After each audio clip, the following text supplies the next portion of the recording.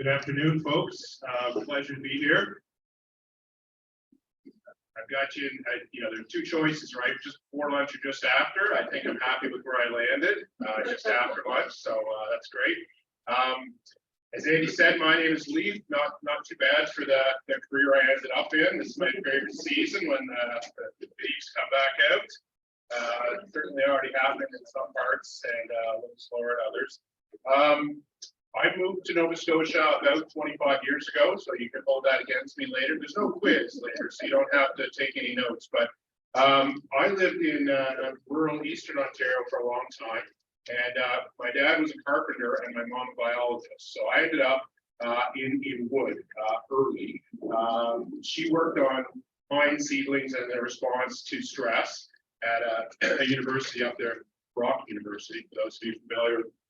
And my dad was self-taught carpenter and built our house, and we lived in sticks of Eastern Ontario for many, many years until I met a girl and followed her east. It worked out. So she and I now live in Petite Riviere in southwestern Lunenburg County. Anybody here from Lunenburg County today? Yeah, welcome, awesome. How about further west, Queens, Shelburne? When you make the big trek up? Yeah, okay. And how about from the eastern end of the province? Anybody from Cape Breton come down? You, well, awesome, great. And then I'm guessing everybody else is here from Colchester and vicinity, Hants and Halifax. So I've been in Nova Scotia 25 years. I came here to learn from Peter Dunker, Martin Willison, Karen Baisley, and others at Dalhousie. And I've been training as a forest ecologist for a long, long time, probably even before I got to Halifax when I was up in Kingston there. So I'm really thrilled to be in this part of my job is leading a new center for Nova Scotia. It's a new center for the college, and Nova Scotia's never really had a forestry school. We've always deferred to New Brunswick for that. And so a few years ago, we were asked to take a big step into the sector. And so what I'm going to share with you today is what that step looks like so far. And there are many, many steps to go. It's a long runway we have. I think we'll be going right until 2030. That's kind of the horizon that we're looking at right now, with some targets, key performance indicators, if you like, for pretty well every year along the way. So I don't know how to skip the slides, so that's my first challenge. This is a QR code that you can scan, and will take you right to our website for the Center of Forest Innovation. And this is one of our graduates. This is Kieran. She's doing some water quality work, and we thought this was a really appropriate image for our center. It is related, it's intentional. It's related to the diversity we want to bring to the sector, and also the skill sets and needs of ecological forestry are new and somewhat different, and so we want to showcase that as well. So water quality being what she is doing here. She is Unu from Unamagi, and she has worked recently with the Eskazoni Fish and Wildlife Association. Another example of the equity that we're looking to bring into the work. So I'll figure out how to change the slide. Advancer should be there. Thanks so much, Chris. That's great. So we're here in Mi'kma'ki, and our center is based just across, just behind this wall, and out these windows you can see it. We're in Mi'kma'ki, and unceded territory, ancestral and contemporary space for Mi'kmaq. We're a settler organization, NSCC, and the relationship that we have with the Mi'kmaq is based on treaties that are hundreds of years old, and it's a relationship that's two-way. Peace and friendship treaties signed between the nation and the crown that began in 1725 were potentially. So we recognize that we have privilege as institution and as a treaty beneficiary, and also as a treaty partner. So we're all treaty people in Nova Scotia, and we take that very seriously in our work. So I don't have to tell you what ecological forestry is. Some of the leaders in the thinking for ecological forestry are in this room, and I have a lot of respect for the association and the private landowners and stewards. Many of you that are here are probably practicing and practitioners of ecological forestry already in many, many ways. Love it or not, we have a triad approach that has been kind of created for the layperson to understand how the Crown is going to approach the different zones and the different targets, the allocation of area based on those targets. These are some pretty exciting numbers for those in the conservation community. 35% of Crown land would be a major milestone, and it is actually a goal that's in law. The Department of Natural Resources and Renewables has a goal to adopt and begin implementation of this year. So that's in the Environmental Goals and Climate Change Reduction Act. And then everything in the middle there, so I shouldn't go too far past the high production piece. There's going to be a lot of intensive management in that high production zone, that 10% of Crown that's going to be allocated in that direction. And it'll take place over several years, decade. A lot of the attention or the innovation will happen in the mixed zone, the so-called SGEM, or the silvicultural guide for that ecological matrix or mixed use. I wish they'd come up with a better name than matrix, but that's what we got. You can see how different priorities are prominent in each one, and the idea is that ecology must be balanced, and the biodiversity must be balanced with economic timber and non-timber values throughout. It can't be substitute or a secondary value. So recognizing that, and recognizing that the industry and the sector, as owners of the resource and rights holders, perhaps, or tenure holders, your market has changed drastically in the last couple of years. Well, first of all, if we look at Bowater's closure, and I was living in that area at that time, there's been a contraction in this sector, major contraction in this sector for the last 15 years easily. The wood prices that we're seeing now are not much better than they were in 2008, 9, 10, as Bowater was on its last legs. And this is not the first mill closure that we've seen when Northern went down. A similar market effect happened as when Bowater shut down happened. That said, there are other changes that have affected this sector as well. And the independent review of forest practices, that policy change that Leif suggests, is major as well. So markets are important, yes, but if we're going to change the new practices, we need to have better policies, which are essentially just guidance for decisions, right? So all of our work is attached to that, attached to the Leif report. He and his team were among the first people that we met with when we started to develop this proposal. Before we even took a step, meeting with Bill, his team was what we did in the early days of 2020 pre-COVID. So what we put forward was a proposal that had a 5-year run, and we're in year 2 of that right now. And the levers that we think we can pull as a college are the training lever and the innovation lever. So those are the 2 big levers that we can pull that are directly out of Leahy. There's a couple of other levers that are smaller that we think we will be pulling at the same time. So the equity lever, because we're an equity institution, we'll be able to pull that at the same time as training and innovation. And then the collaboration and working better in the sector, that convener role, we pull that every time we step into a room. We try to convene and bring together folks from across the broadest swath of the sector. And so we're trying to pull 2 big levers within Leahy, but we're also at the same time recognizing we can bring some equity and some inclusion and some maybe an honest broker kind of convener role to the conversation. Because correct me if I'm wrong, the sector hasn't always gone along, right? Been a lot of division, divisiveness, competing actors. It's still happening. I am aware of that. It's happening in the training part, and it's happening in the innovation part. 2 levers that I'm going to speak. But I know it's happened across many decades. Most of you have seen it. You've probably seen it through the 80s and 90s and other mill closures and other federal programs coming and going and other things.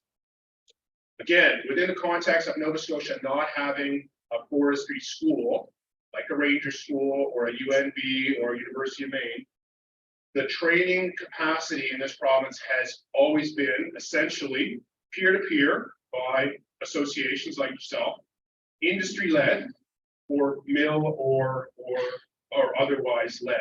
And so what we're trying to do is carve out a space that is a little more open and inclusive, universal, maybe neutral if you like, It's not going to be industry led per se. NSCC is going to lead it with industry and sector input and sector in the broad sense. So this is what we're funded for, and I'm most proud about the very last one there. We're proud about all of it, and we have a big team. It's not a me project. It's definitely a we project. Well, I'll just give you a little heads up that the Family Forest Network will be our largest strategic applied research piece for the next 5 years. And NSCC's plug-in to the Family Forest Network will be the center's largest applied research play, full stop. We will have phases after that, and we'll probably do some work now to kind of figure out what those next phases will look like. But our work with Andy and Jackie and Ryan and the team, and Christy and the team, be Family Forest focused, and I'll end the slideshow with that after I get through some of the other things. Throw up a hand at any time and tell me if I'm going too fast or I'm not loud enough, or if you have a question. Cover a bit of ground here. So NSCC runs about 140 different programs. These are 1 year and 2 year programs for trades, for health, for business, for arts. Think of NSCC, we're everywhere. We have 14 campuses across the province. You're never further than about 100 kilometers from a campus. That's a huge strength for the sector, right? We can push training out in all sorts of regions and all sorts of directions. So one of the things we did right away as we were planning this big step into the sector was say what's working well that we already have that's forestry related. And this program here, for the first time ever, ran in Truro this year, and those students will continue and be grads coming out here this time next year. It's never run in Truro before. Used to, years and years and years ago, used to have a Spring Hill offering, and then for many decades in Lunenburg and the Strait camp, so Bridgewater, Port Hawkesbury. Those two campuses are pumping out graduates every year, 15 or 20 grads every year. We saw the sector needed more grads, more workforce. So about a year and a half ago, we took the decision to put a brand new section here in Truro. And so the classroom and the shop and the truck and the field trips that happen out in Truro, brand new cohort, mostly Truro students in that program. We're super excited about that. And it's a 2-year diploma.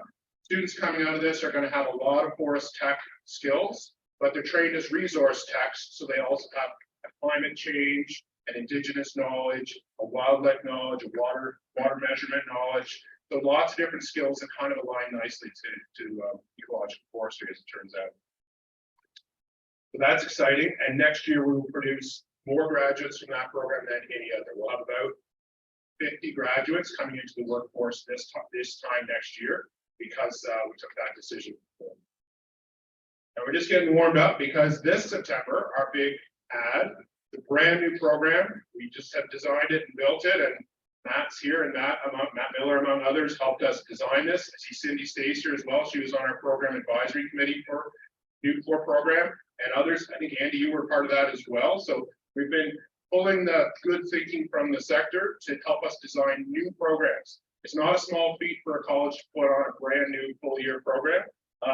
We hired somebody who moved back to Nova Scotia from Australia to come teach this. He starts in September with a group of students down in Lawrencetown in the Valley, and this is understanding the resource better, mapping it, not just to find the biggest stands and tallest trees, but all the different values. What's the hazard layer? What's the soil layer? When should we be moving in there, if we're going to go in there at all to operate, and how would that look? So this is going to be pretty tech-based. Here's Neil here, one of our students with the drone. A lot of data capture, a lot of inventory work, a lot of planning on the GIS side, bringing it back into the mapping to then be able to understand our inventory really well. We thought that was a critical piece, didn't exist in the province. Right? Hardly exists in New Brunswick, right? So we're pretty excited about this. It exists and runs well in Oregon State University at their college. So that's an example of how we can pick up technology and knowledge programs from other places and bring it here. Right? We're not copying them, but we're taking some guidance from them. Full year program, it's at a graduate certificate. So anybody who's in the industry right now can come in back to school for a year and take it, or anyone with like a biology degree or a geology degree and has some forestry knowledge can come in, and we're going to do a little bit of catch up at the front end for this grad certificate before they get into tech. So that's an exciting one. and it's not our last one. A year from this September, we'll be adding a brand new program here in Truro. This is a third year for those forest techs. Anybody coming out of ranger school, anybody coming out of natural resources, anybody coming out of any forest tech or resource tech program across the country can do this. It's a full 12 months, so they'd still be in school right now. They'd have fall, winter, and summer term. We call it an advanced diploma. So it's almost like a 4-year degree, but it's a third year for college. And we have this one in front of our Board of Governors right now. And then the Minister of Advanced Education has to approve it. Brian Wong, many of you are mentioned, Brian, he would have to sign off on this at some point. We're really excited about this. We love the name, first of all. It also, we'll see forestry is not going to be in any of our names. We are forest management, we are forest innovation. It allows us to look at forests beyond the forestry part, and very excited about what this course can offer. Courses here will be laddered up from your typical 1 or 2 year program. They'll be at a higher level, but it also allows us an opportunity to be very specific and look to the triad, look to SGEM, look to Lehi, and say, what are the skills and knowledge competencies that a person coming into the sector will need? And we'll be teaching them in this particular part. So we're building this one right now. We're still at like the course level development, like what skills will be in there and what do they look like. So we know what some of them are, but we're really excited about that one. We'll be based here in Truro, and anybody can come and stay in the student housing, which is next to the cafeteria, and take that course for the year. Well, that's cool and unique, and it doesn't exist in Eastern Canada. Mentioned equity earlier. Here are 2 of the women that are in our Truro cohort. These are new students from Millbrook and Simonagony. We have a bursary that we set up with our Nova Scotia Community College Foundation. So the first year that we ran, we had 13 students that were awarded full tuition bursaries. This past year was 16, and next year it goes up to 20, and it stays at that 20 level for a few more years until 2026. So we're trying to break down some barriers to intentionally build equity into and diversity into the sector, and we're really excited about this one. And we also have a priority for rural youth here. So if you're from a rural campus and you apply, you kind of get a little extra bump on your application, but it's for equity serving. So that's kind of unique, part of our equity lens. One of the other things we're doing is trying to position ourselves and, to be honest, position forest-related training in the market. And forestry's not had a great brand in the last few years. If you talk to young people, they aren't sure they want to get into it because they don't necessarily know that there's opportunity and growth and innovation. So we've been doing some, and some of you may have taken part in the survey. We've been doing some understanding what forest careers look like to different folks in these focus groups here, and some one-on-ones with Black and Mi'kmaq and women leaders in the sector to understand what equity looks like from their desk, as well as a whole range of other folks. Understanding that perception, the public perception of forest training, helps us then position and advertise and understand what we need to do to connect with the audience. So that's kind of unique. We normally in the college wouldn't have dedicated funding for something that specific, but we did. That's kind of great. And then here's one that's kind of unique as well. This one was funded through FIT, the Forest Innovation Transition Trust. Everything I've talked about so far was approved by FIT, but funded through advanced education. This is really the only piece today I'll talk about that was funded by FIT, which is the Forest Innovation Trust. If you remember, the Rankin government put about $50 million into a trust, and a group of trustees manage that, and they can fund projects until that money is gone. I think about half of it is gone right now. We were among the first to take a little bit of that for these innovation vouchers. Companies can come to us, NGOs, small operators and entrepreneurs can come to us and say, I have an application here for a $25,000 voucher. We'll say, no problem, you have to put in 10%. But after you do that, if we approve the 25,000, then you would match the 10%. you could have a project related to ecological forestry. The three streams that we're looking at are bioenergy or wood heat projects, anything related to entrepreneurship. So it could be a new product, it could be a feasibility study of doing something, upscale your product or package it differently, anything forest related product. And then if there was a new woodlot management technique that you were interested in de-risking or trying without putting a bunch of money into, we could voucher you for 25,000, and you got to put in your 10%, and then at the end of 6 months you report back essentially, and then there's a chance to double down for a $50,000 voucher in phase 2. So we have about $1 million to micro grants in that way and push out to projects. And we will be doing that every quarter for the next year and a half. We'll be funding every 3 or 4 months. There'll be another intake to put projects out. So that's really exciting. I hope that some of you will consider applying for those. I'll put our website up at the end. You can see what that looks like. But the next intake of concepts is in end of June. The other big one that we're doing that's related to applied research is, of course, working with the Family Forest Network, and the initial goal was 200 sites to think about what ecological forestry looks like on private land. I'm very aware that there will not be a paradigm shift in this province if ecological forestry is constrained to Crown only. It just is not enough change if you only see it on 30% of the landscape, because things need to kind of be adopted and move into the private for it to really get some traction. That's my belief. So we want to de-risk what that looks like. We want to work with the Family Forest Network to help provide those incentives and understanding and learn as we go. So really excited about that. And my ultimate kind of aim before 2030 is that we have some kind of research forest in Nova Scotia.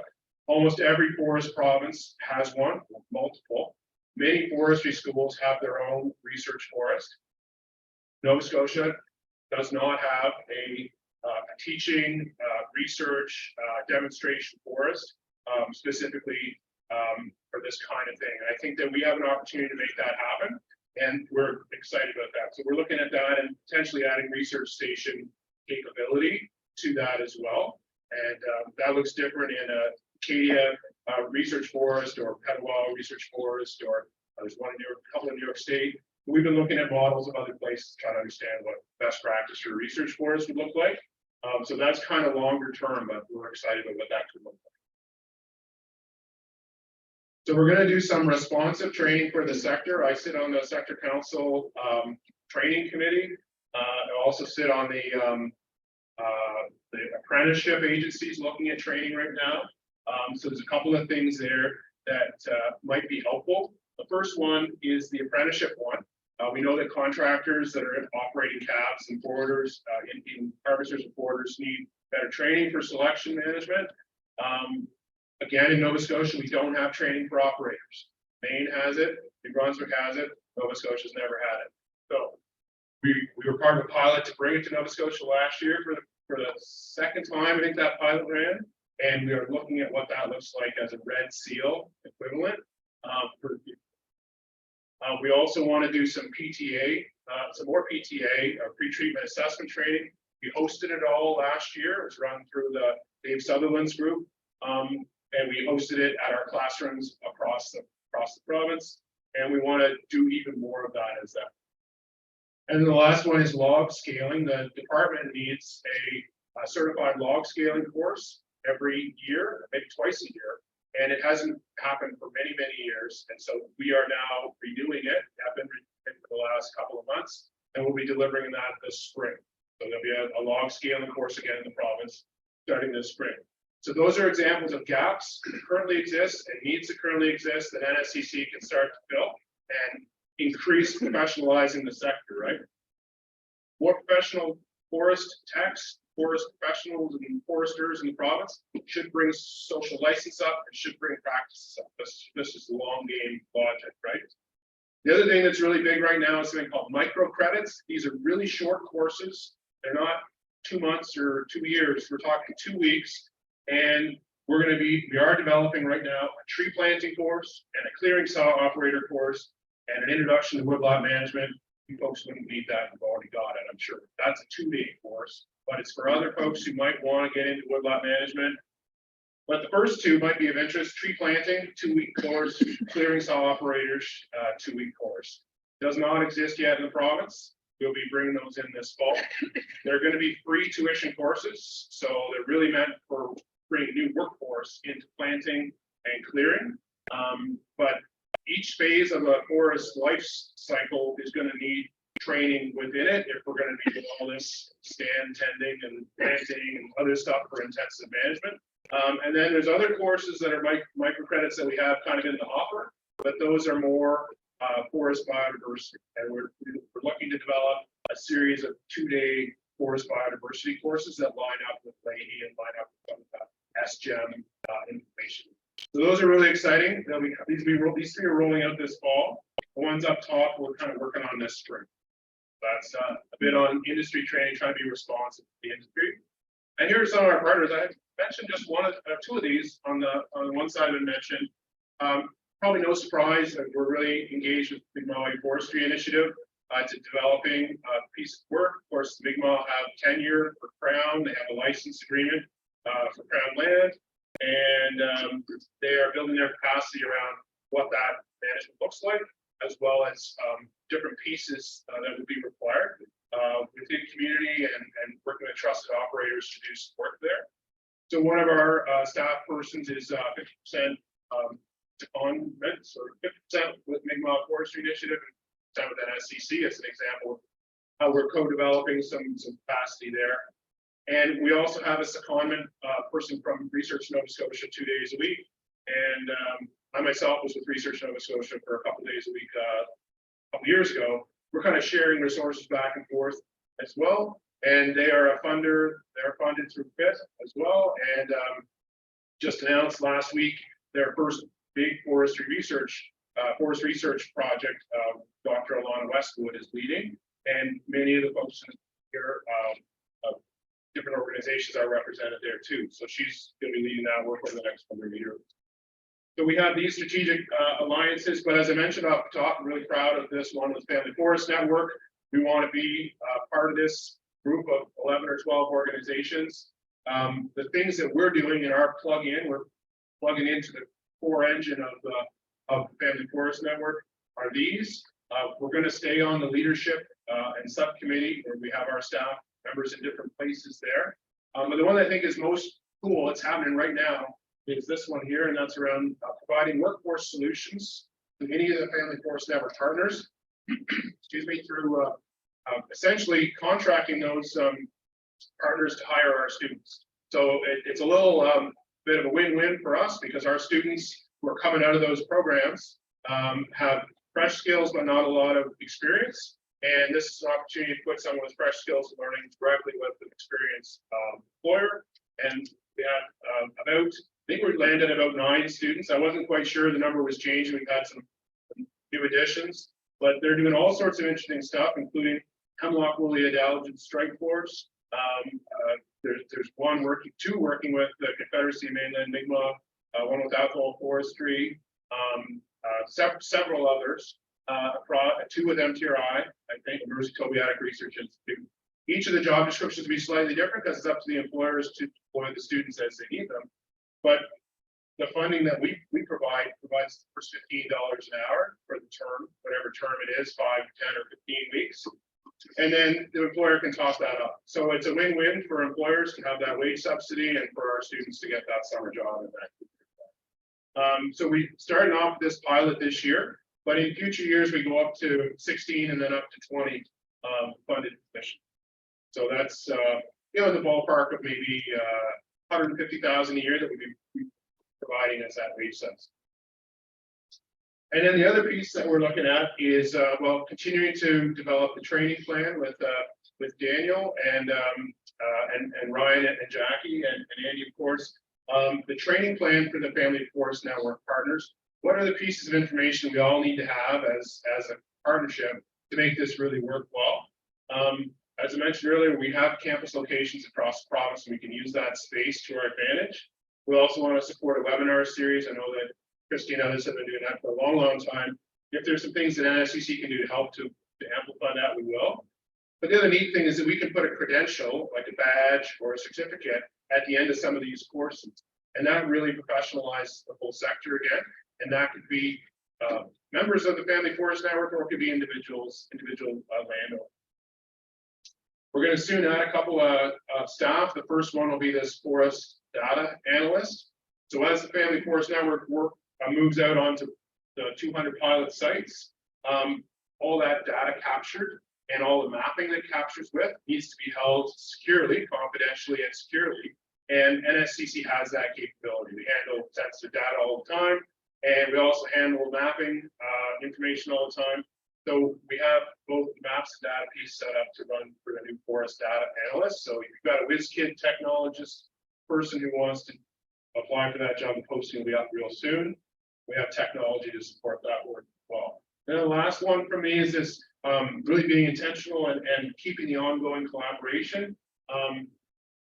Big news, hope I can share it. We're entering into a lease in one of our buildings, our new center, to put the Family Forest Network in a physical space right next to us and all of our team. And welcome Family Forest Network to Truro, and have a bricks and mortar spot. It would also allow for continued use of spaces like this, or classrooms, labs, and other spaces. Because we really do want to have that convener role. We want to be able to provide spaces for the work to happen. So that new office space is being set up right now, and it's right alongside our faculty, our professional staff, and it kind of puts together the innovation, the teaching, learning, and research all in one place. So that's kind of cool, and we're really excited to be welcoming the network staff into our building. So it was a bit of a whirlwind. I know I'm moving fast, speaking fast today, but that's the QR code that takes you to our website. If you'd rather just know what the website is, apologize, it's not up there. It's nscc.ca/forest. All you got to know, okay? Forest, and nscc.ca/forest is how to find us. All the information I talked about today, with a little less detail on the plugin, which I kind of did a deep dive there on it, will be on that one. Okay, so I'm happy to take questions. I'm not sure where we're at for timing there, Andy, but I feel like I might have left a moment or two for question.